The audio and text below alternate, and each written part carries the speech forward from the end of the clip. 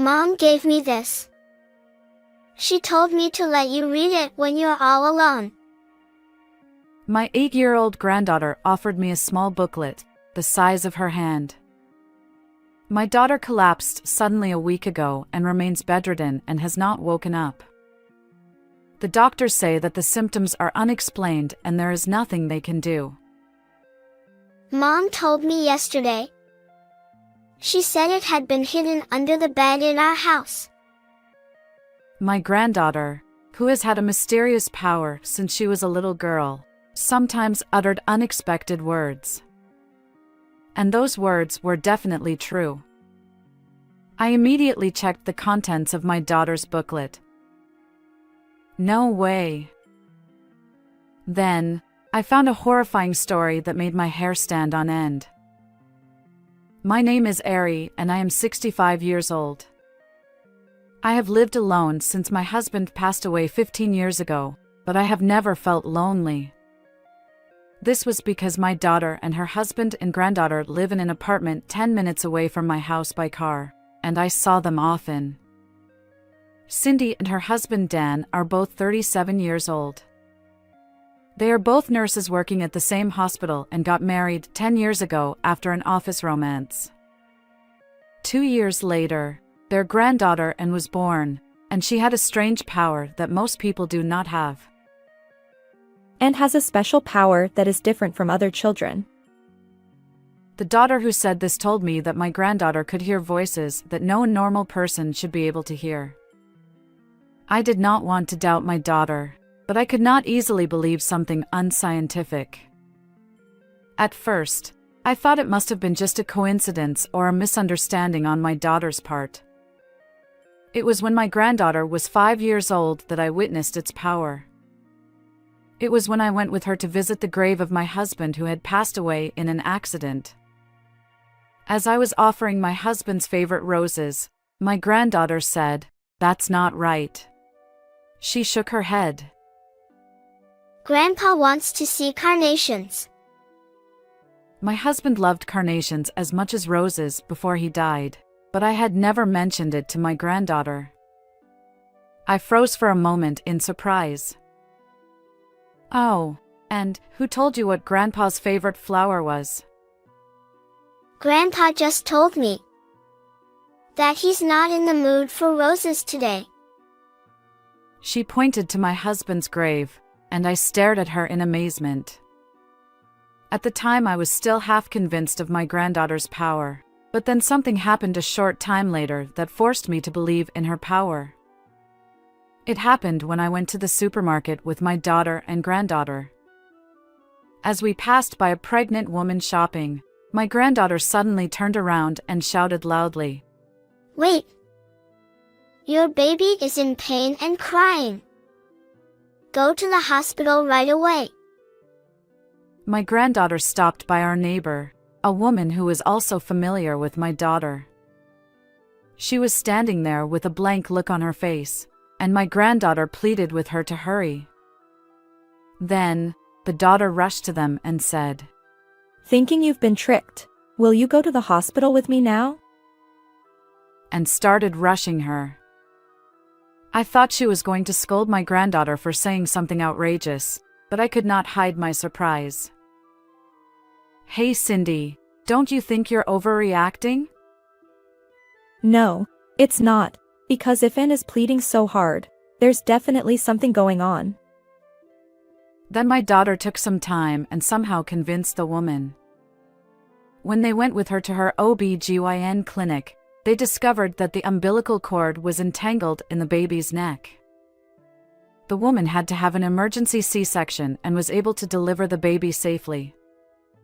If she had left it alone, the baby's life would have been in danger, and she and her family were very grateful for my granddaughter. Since then, I have come to believe in Anne's magical powers. However, my daughter asked me to keep this a family secret and I did not tell anyone. And that mysterious power would later cause a terrible tragedy. It all started one fine holiday. It was when my daughter came to visit my house with my granddaughter. "I brought cookies for you," Wow. Thank you. Are they by any chance ends homemade? I made them with my mom. Hey, Mom. My granddaughter asked, smiling, but my daughter did not respond. And looked up at Cindy, who did not respond, with a curious look on her face, and asked again, Mom? She looked up at Cindy again with a curious look on her face and replied, Yes, I guess so. She replied. I wondered what was wrong with her. It was not like Cindy. I felt uncomfortable that my daughter, who usually expresses her love for her child to the best of her ability, was being so curt with her.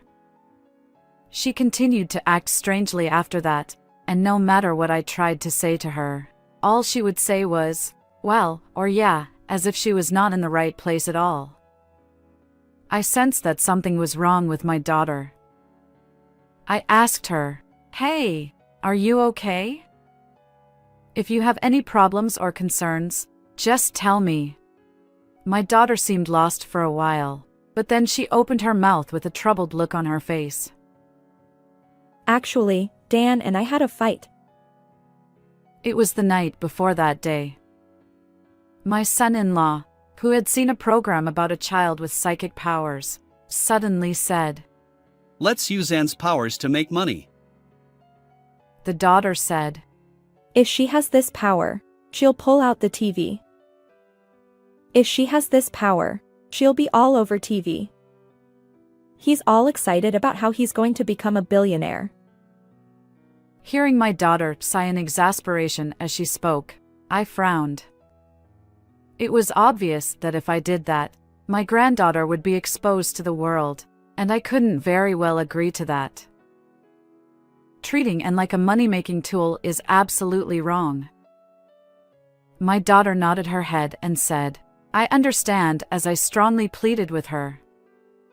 She thought it was up to Anne herself to decide when she was older whether or not she wanted to make her magical powers known to the public. I agreed with her and was relieved that Cindy had some common sense in her thinking. Have you told Dan how you feel? Yes, but he didn't seem too convinced. She really still wanted to discuss it, but her granddaughter, who had been sleeping, woke up and the conversation became moot. I was even angry at my son-in-law, but my daughter said she would not question him any further now. We were just talking the other day about how we want to build a house soon, and I think he's just temporarily feeling more comfortable with money. My daughter defends Dan by saying so. If Cindy, his wife, is like that, it is not for me to say. I decided to trust my daughter's judgment that my son-in-law's comment was a temporary distraction. A few days later, something unforgivable happened that I could not think of in that way. That day I was at a big park with my daughter, her husband, and my granddaughter. I was concerned about my son-in-law, but I was relieved that it was an unnecessary worry, as both my granddaughter and daughter were treating each other as usual and enjoying themselves as a family. However, that was a big mistake. The moment my daughter left my granddaughter's side to go to the bathroom, my son-in-law took her to the square where there was a street performance. As I followed him, wondering what was going on, my son-in-law suddenly picked up my granddaughter in his arms and lifted her as high as he could. Then, he took an extraordinary action. This kid has a mysterious power. She can hear the baby in her mother's belly. Showing and held up high to the people around her, the son-in-law shouted out loud while moving in a circle around her. I was so surprised that my son-in-law started to do something so strange that I froze for a moment, but I immediately grabbed his arm to stop him. Hey, stop it! It's none of your business. Don't interrupt me. He didn't listen at all and shook my hand off. This kid is the child of God. He raised his voice even higher. Families and elderly couples walking in the park were glancing at us as if they were looking at something strange. I was rapidly becoming impatient, and just as I was about to do something to stop them, my daughter came dashing back when she heard my son-in-law yelling. What are you doing? Put it down right now. My daughter stormed at my son-in-law with great force. Overwhelmed by Cindy's anger, the son-in-law reluctantly put down his granddaughter. My granddaughter, who had been held in his arms forcibly and roughly pushed around, was on the verge of tears. And, are you okay? That was scary. My daughter stared at my son-in-law with a stern face as she hugged my granddaughter with tears filling her eyes. However, my son-in-law turned away and pretended not to know. Cindy knew she couldn't go on like this, and when and calmed down, she said, I'll talk to him for a minute. And left the place. While we were waiting for them, my granddaughter and I decided to go to a place with a lot of playground equipment and play. At first, my granddaughter still looked a little frightened, but as we played together, she regained her energy, which was a relief. A short time later, it was only my daughter who returned to us. She told me that her son-in-law had left sulking after an argument with Cindy. While I was listening to her story, I noticed a fresh scrape on my daughter's elbow. What happened to that injury? Actually, Dan got mad and pushed me.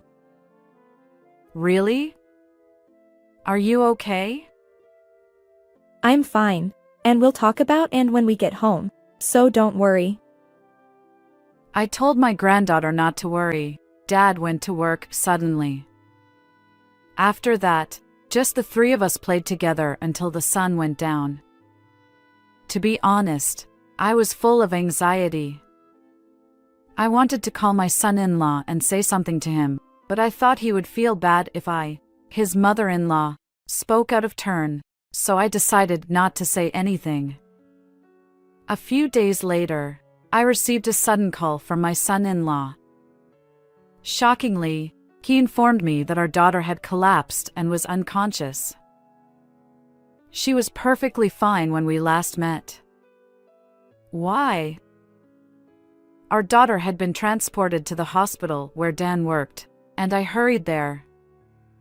Despite various tests, the cause of her collapse remained unknown, and she continued to sleep without waking up. I visited her every day, and during one of those visits, I encountered my son-in-law, who had been checking on our daughter's condition between work hours. I had taken comfort in the fact that he cared about our daughter even after our arguments, but later, I would discover that this was a significant misunderstanding. A week after our daughter collapsed, a significant event occurred. Our granddaughter, who had been visiting with us during our daughter's hospital stay, discreetly handed me a booklet. Grandma, take a look at this. She whispered. She glanced around, ensuring no one was nearby, and seemed quite cautious. What's this? It's from Mom. She said you should read it when you're alone. Our granddaughter explained. But when did she give this to you? Yesterday. Mom told me it's hidden under the bed at home. Yesterday, our daughter was already in a coma. Our granddaughter claimed she heard Cindy's voice using her mysterious ability. Perhaps it's akin to a sixth sense. As soon as I picked up the booklet, I felt a shiver run down my spine. No way. Fearfully, I opened the booklet and found something terrible written in it. Immediately, I became suspicious of my daughter's sudden collapse, and examined her body, which was still asleep. I looked at her head, face, and body in order, but there was nothing unusual. However, just to be sure, I took off her underwear and found something extraordinary. Unable to stand still, I immediately went to my daughter's house we entered the house with my granddaughter's duplicate key and decided to thoroughly inspect the inside. I noticed a laptop computer on a desk in the corner of the living room. Curious, I decided to take a look at it, but it was locked. Grandma, look behind the desk. My granddaughter said to me as I was at a loss. I looked behind the desk as she told me, and found a piece of paper with a PIN number written on it. A few days earlier, she had dropped her pencil under the desk while doing her homework and found the paper by accident. I can't believe he keeps track of his passwords this way. My son-in-law must have changed his password so often that he could not remember it himself. So much so that there is something in here that should not be seen by others. Fearfully, I typed in the numbers on the paper, and the computer started up. As I carefully looked at its contents one by one, I discovered something unimaginable in a file at the edge of the screen. Oh no! What is this? The moment I saw it, I made up my mind that I would definitely grab the tail of the culprit who put my daughter in that state.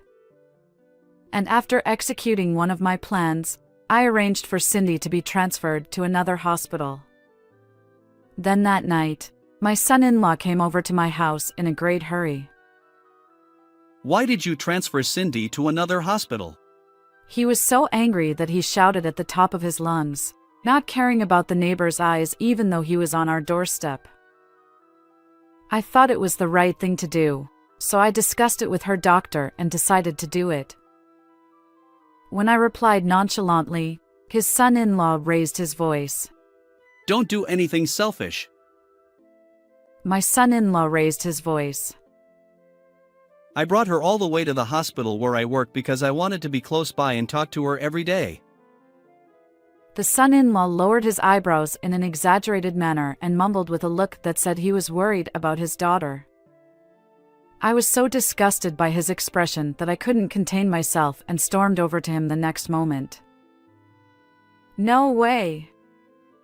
You tried to send Cindy to the other side of the world. What? What are you talking about all of a sudden?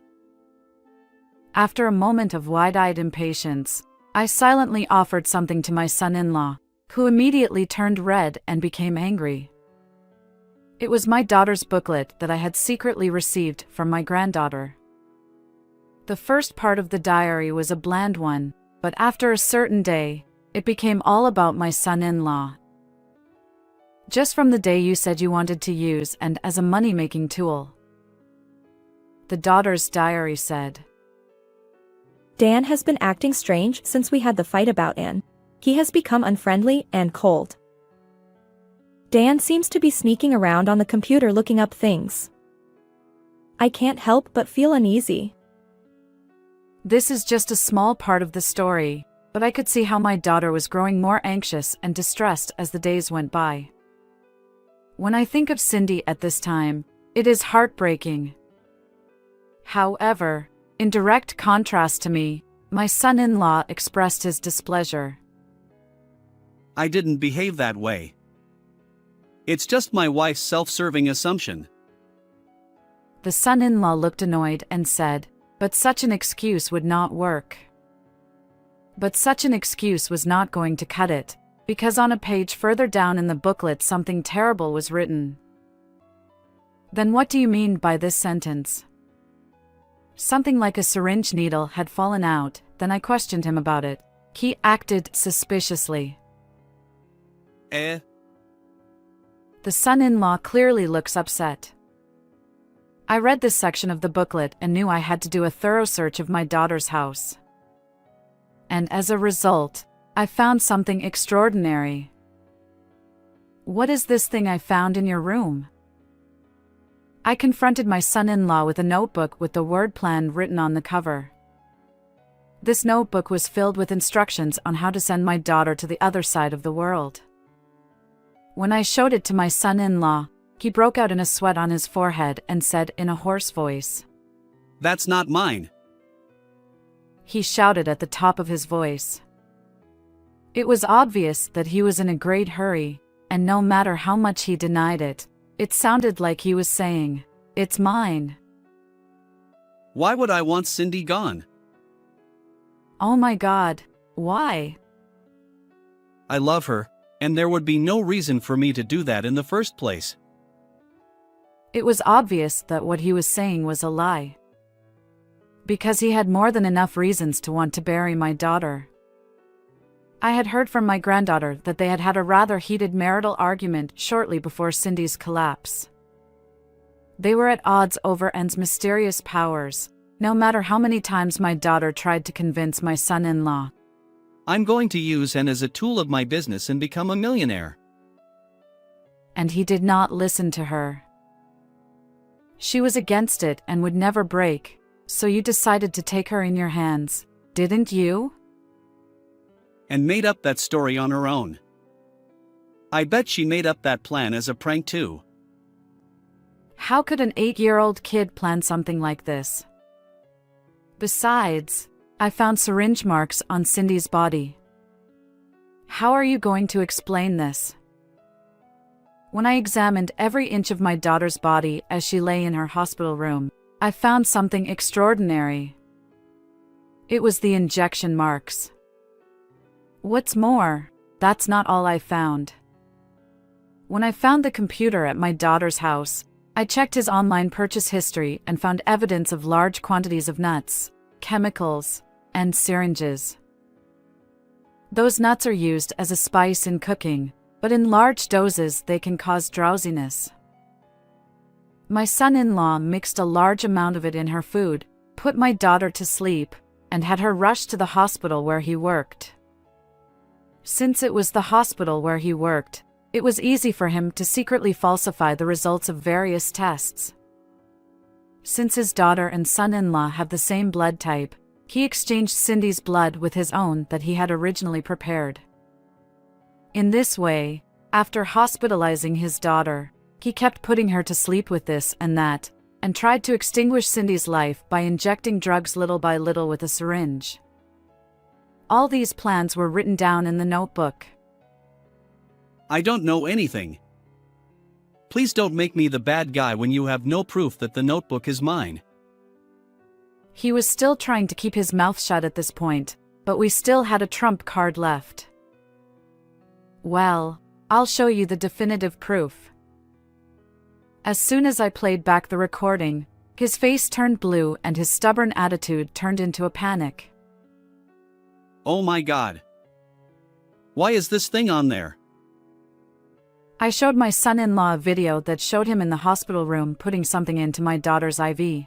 Upon seeing the booklet and the plan, I was convinced that my son-in-law was trying to make Cindy disappear, and I immediately set up a small hidden camera in my daughter's hospital room. I made that footage available to my phone in real time and checked the video every 10 minutes. Then, a few hours after setting up the camera, I was able to record the decisive moment. This was just the injection of a drug that the doctor had ordered. There is no use in telling such a lie. Immediately after I saw this video, I asked the doctor to retrieve the IV and analyze the ingredients inside. As a result, I found out that it was mixed with a dangerous chemical that the hospital did not have. Then, having perfectly caught my son-in-law at the scene of the crime, I immediately transferred Cindy to a different hospital. Now there will be no more excuses. Damn. I shouldn't have injected her IV just because it was too much trouble to take off her clothes. Throwing himself down, the son-in-law spat that out, then scratched his head and kicked the front door with all his might. You mean to say that you admit that you did all this? Oh, no, no. It's wrong. Not at all. Although he became impatient at his own careless remark, he could think of no excuse and just kept repeating the same words. However, no matter how much he tries to talk his way out of it now, it is futile.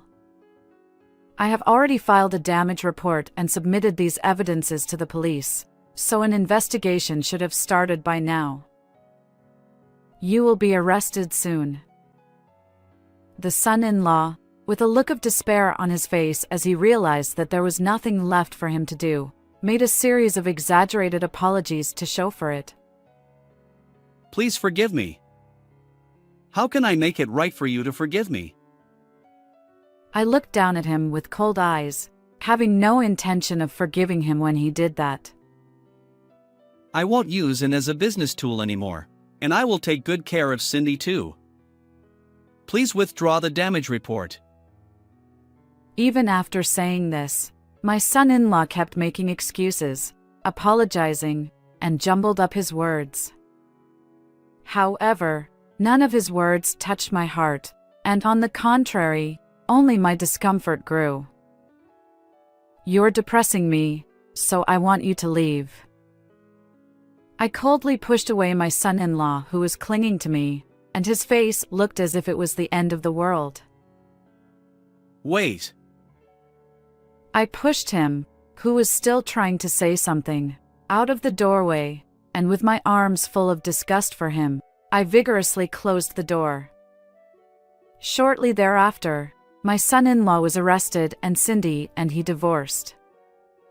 My daughter has retained an attorney and is suing him for a total of $70,000 in alimony and child support. What he did was deemed so malicious that he will not be able to come out from behind bars for a while. My daughter woke up soon after being transferred to the new hospital, and she recovered quickly and is now completely healthy. Now I live with my granddaughter and the three of us live together in peace. What did you think of this story? Please subscribe to our channel. See you in the next video. It has been about a year since my daughter started living on her own as a university student. Despite receiving a considerable amount of money from me every month and working hard at her part-time job, she came back looking thin and frail. Aren't you overdoing it a bit? Are you eating properly? I asked her. I'm eating properly. Bean soup and such. She replied. And such? I prompted her to continue, but she fell silent. As if to confirm my uneasy feeling, she said, Thank you for the $13 every month, Mom. I couldn't believe my ears. $13? I send you $130 every month. My name is Nancy. I've been told all my life that I don't have good judgment when it comes to men. I had my first boyfriend when I was a university student.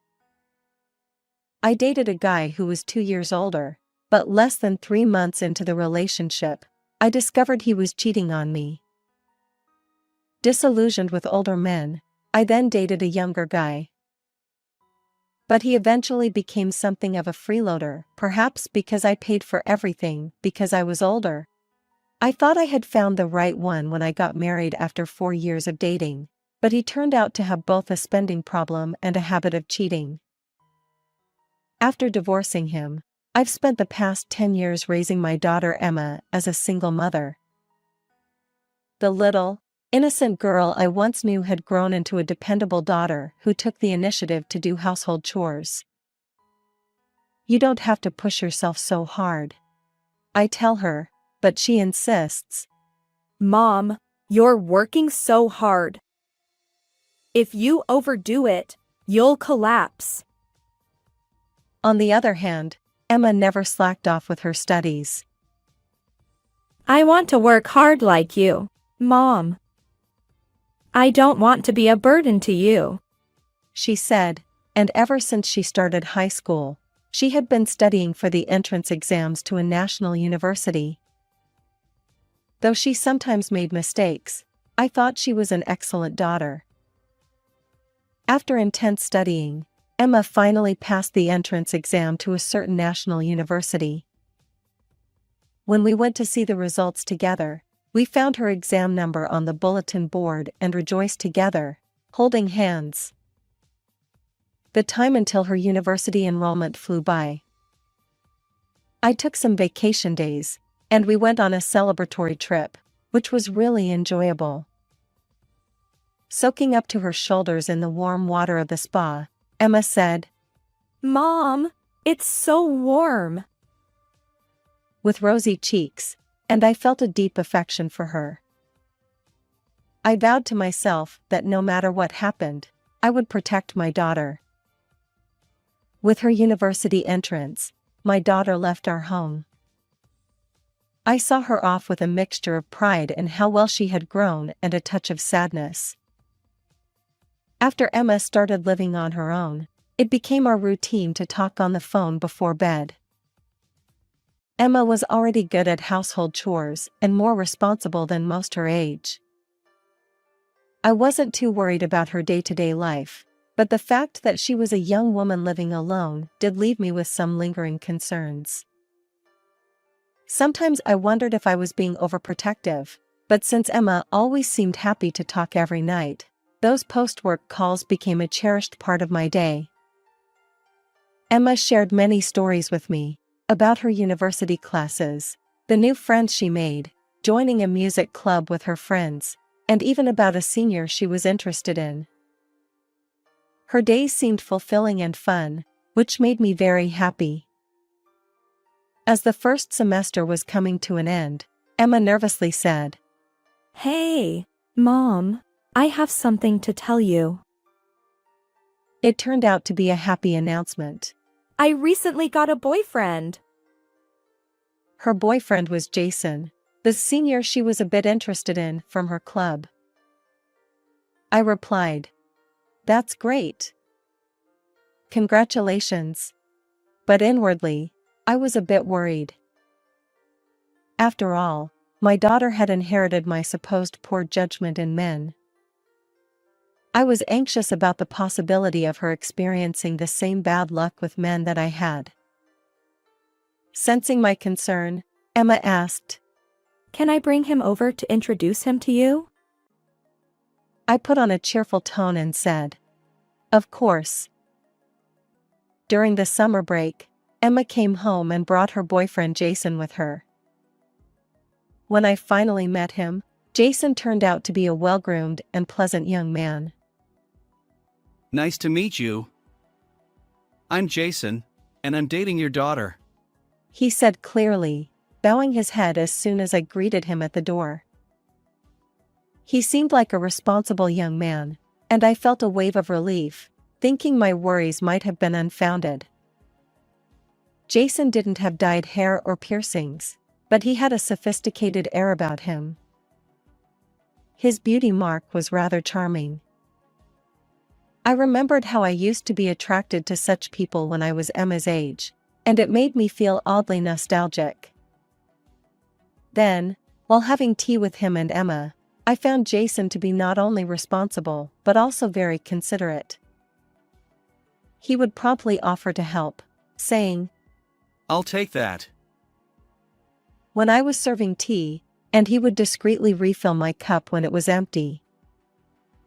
Jason is quite a nice guy, I whispered to Emma when Jason left the room for a moment. "What do you mean, quite? Were you worried?" Emma replied with a slightly embarrassed smile. Of course. After all, he's the man my daughter likes. "Oh, come on, it's fine. I'm not like you, Mom," she said, and we both laughed together. Soon, the second semester began. Emma determined not to burden me and spent her days working part-time jobs to cover her living expenses. I sent her money each month just in case, but she seemed to be saving it for the future. Emma appeared to be very reliable at her workplace, balancing both her studies and part-time jobs to the point that she rarely attended her club activities anymore. Are you okay? Don't overdo it, and use the money I send you. If you want, I can come over and help with the housework. I worried and asked. Emma replied weakly. I'm fine. Since I stopped going to the club, Jason has been coming over often to check on me. You have your own things to worry about, Mom. I can manage on my own. I'm okay. Really? If you say so, Just the other day, Emma said. I came back from work and found that Jason had surprised me by making hamburgers. They were really delicious. I have Jason, so I'll be fine. Her cheerful tone made it clear how much she liked Jason. Then she added, I have an early class tomorrow, so I have to go. And hung up the phone. Despite my lingering worries, I reassured myself that Emma had Jason to support her. Emma continued to call to update me, but as she got busier, the frequency of her calls gradually decreased.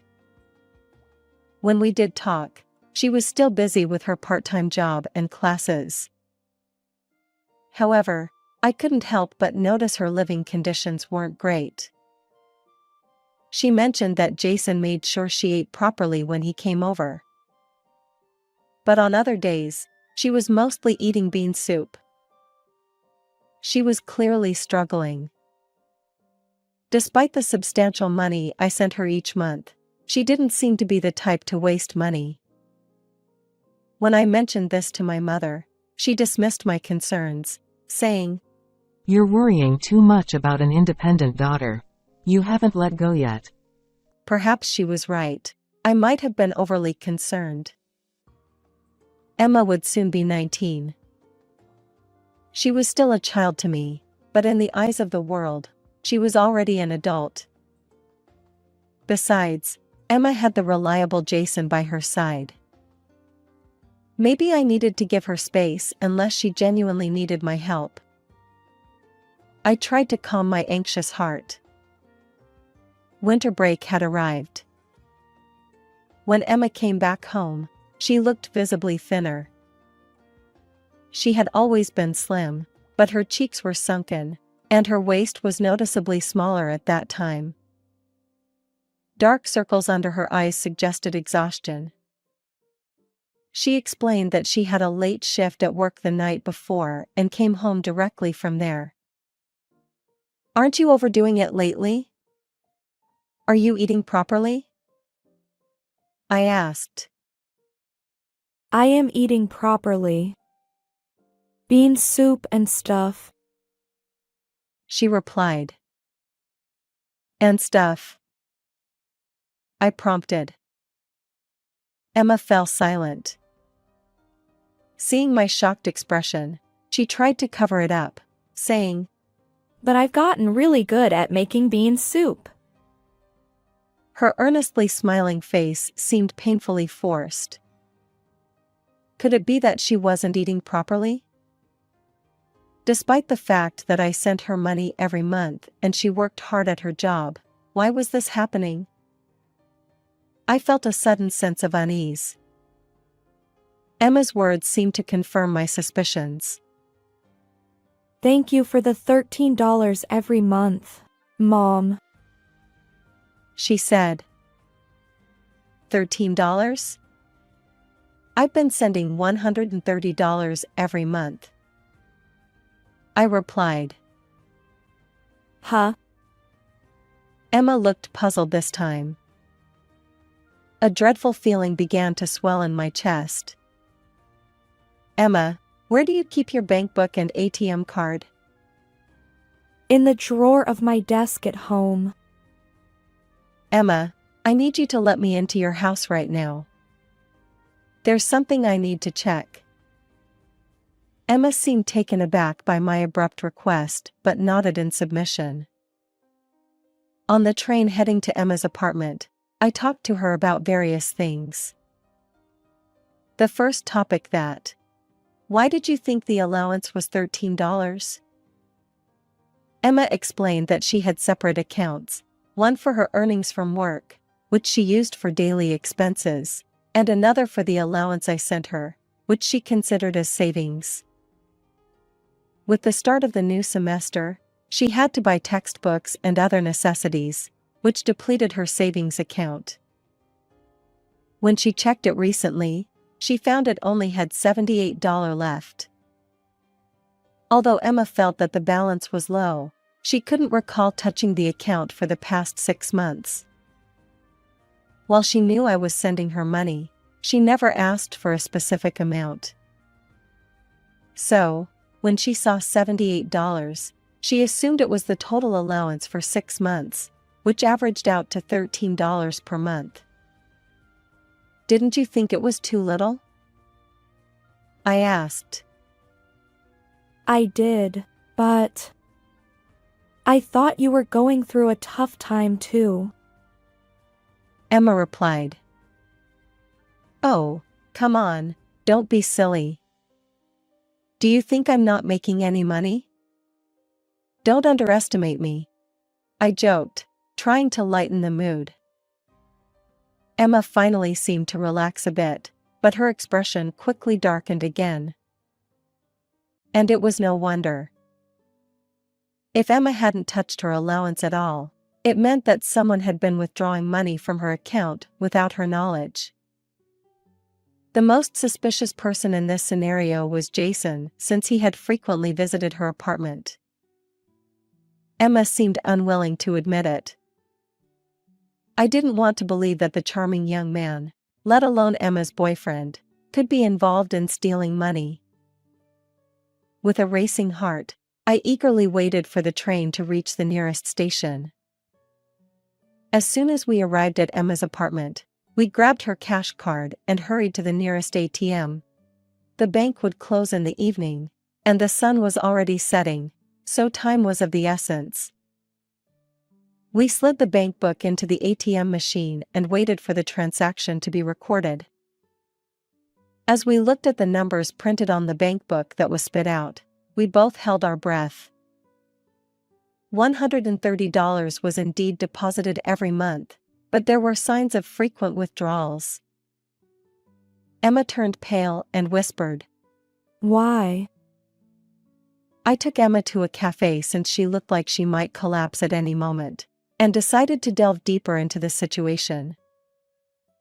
Primarily, I wanted to understand how she managed her bank book. Emma mentioned that she kept her cash card in a drawer with a lock on her desk. However, since the key was in a different drawer, it was entirely possible to access it if someone entered the house. The only person who could rummage through the room in Emma's absence was her boyfriend, Jason, who had a spare key.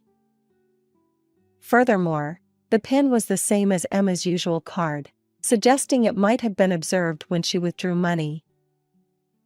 Perhaps she was also careless when she opened the account. I'm sorry. I didn't think about it carefully enough. I never imagined it would be used by someone else. I apologized. You don't have to apologize, Mom. It's my fault for not being vigilant enough with the management. Emma replied. Both of us lowered our heads. But, I began. The worst offender is the person who unlawfully used someone else's money. I continued. Yeah. Emma's reply lacked energy. It was understandable. To be betrayed in this manner by the person she trusted the most. Seeing my daughter disheartened pained my heart. I'll handle this matter, I found myself saying. Huh? Emma was taken aback. I know you might not want to deal with it, but this is a serious crime. We need to gather evidence and report it to the police, I explained. What? Police? Emma's voice trembled with agitation. Yes, it's that serious. Don't worry. I'll take care of it. It's to ensure you can continue your university life without worries, okay? I reassured. Emma hesitated, then nodded slightly. Sometime later, I visited a certain detective agency. I had relied on them during the investigation of my husband's infidelity. I need you to investigate my daughter's boyfriend. His name is Jason, a sophomore in the economics department at the same university as my daughter. He might have been using the allowance I sent to my daughter without permission. I explained, showing them the photos Emma had sent me. They readily accepted the case. The fee was not trivial, but it was all for the sake of clarifying the truth, for Emma's sake. While waiting for the investigation, at Emma's anxious suggestion, she started commuting to school from my house. The commute took over an hour each way, so it seemed like a hassle, but Emma visibly relaxed when I returned home. Once, she even made bean soup as a side dish for dinner. I've gotten good at bean soup, she said one day. And indeed, the bean soup she made were rich and delicious. As my heart ached, knowing she must have been making them every day, Emma winked confidently at me. And then, a month later, the results of the investigation came in. It seemed undeniable that Jason had been withdrawing money from Emma's account. According to the information gathered, Jason's lifestyle suddenly improved after he started dating Emma, as testified by his friends. Surprisingly, Jason's wrongdoing didn't end there. He appeared to be involved with multiple other women. As I was left speechless, several photos were handed to me.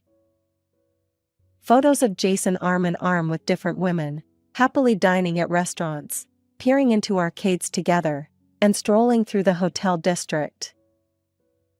In each photo, the same man with distinctive freckles on his face appeared, unmistakably Jason. The detective solemnly informed me. It seems Jason has been stealing your daughter's allowance to maintain a lavish lifestyle not only for his friends but also for multiple other girlfriends. I thanked the detective profusely and bowed deeply. Now, it was time to launch our counterattack. First, I filed a police report. Then, I sent written statements to Jason's parents, his university, and all the girlfriends he was involved with, detailing his actions. Initially, Jason seemed defiant, but after being confronted by multiple girlfriends, he finally confessed to his crimes. All the girlfriends, including Emma, naturally cut ties with Jason. Subsequently, Jason faced expulsion from his university due to the police involvement and was taken back home by his parents. Fortunately, his parents were sensible people who came to our house once with a gift to apologize. For the stolen money, his parents agreed to repay it for the time being. Jason's father even went as far as to kneel down and apologize, saying, "I'll make sure my idiot son pays it back even if it costs his life." According to hearsay Emma heard, Jason was working multiple jobs to repay his parents. As things settled down, it was just the beginning of spring. To celebrate cutting ties with the bad influence and Emma's spring break, we went on a trip for the first time in a year. Since then, Emma seemed to have gotten her life back on track, with her skin glowing and her body looking healthier. We soaked in warm baths together, indulged in delicious hotel meals, and watched TV. It felt like we were finally having some peaceful time after a long while. Mom. Emma spoke up from her bed just before sleep. "What is it?" I asked. Didn't Dad's wastefulness and infidelity lead to your divorce? She asked. Emma's words made me snap back to reality. My ex-husband was like Jason and spent money recklessly just to impress others. Because of that, he stopped providing for the household, and on top of that, he cheated on me, which led to me serving him with divorce papers. We seem to have chosen similar kinds of men, haven't we? Emma said with a slightly sad smile. Yeah, we'll have to be more careful from now on. I replied with a deliberately bright tone, feeling a bit uneasy. Come to think of it, Mom, you seem to be in high spirits lately. Do you have a boyfriend or something? Emma asked. No way. I don't have a boyfriend yet, I replied. Could it be that you're about to get one? She teased. I haven't told Emma yet that I've been getting along quite well with the investigator assigned to the case ever since the incident. Yet, she seems to have noticed. Is it a woman's intuition at work? Or perhaps it's because we've been together for so long as mother and daughter? Hey, Mom, what's up? Are you okay this time? Emma pokes me, laughing. I think so. He seems responsible and dependable, unlike your father. I reply, a bit flustered. Oh, come on, Mom. You better be careful this time. It wouldn't be funny if you ended up like me next. Emma chuckles. Right. I'll be careful, I said, trying to sound composed, and exchanged a smile with Emma,